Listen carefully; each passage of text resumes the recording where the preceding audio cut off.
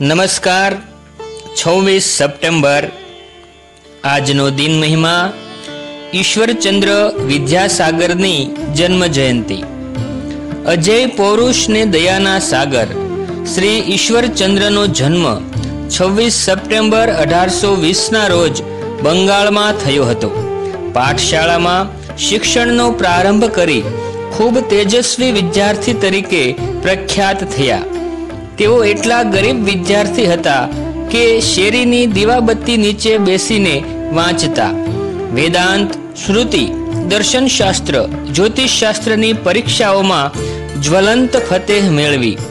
આ સર્વસિદ્ધિને કારણે સંસ્કૃત મહાવિદ્યાલયે તેમને વિદ્યાસાગરનું બિરુદ આપ્યું। સંસ્કૃતના પ્રકાંડ પંડિત હોવા છતાં તેમણે અંગ્રેજી શીખવા તરફ સૂગ નહોતી દર્શાવી। તેઓ ફોર્ટ વિલિયમ કોલેજના પ્રાચાર્ય બન્યા। સંસ્કૃત કોલેજની સુધારણા માટે તેમણે કેટલીક ભલામણો કરી અને તે ન સ્વીકારાતા સ્વમાનભેર રાજીનામું ધરી દીધું અને જાહેર કર્યું કે શેષ જીવન હવે દેશવાસીઓના જ્ઞાનની ઉન્નતિ અર્થે વિદ્યા પ્રચારમાં ગાળીશ। તેમણે શિક્ષણનું સ્તર સુધારવા ઘણી શાળાઓ શરૂ કરી।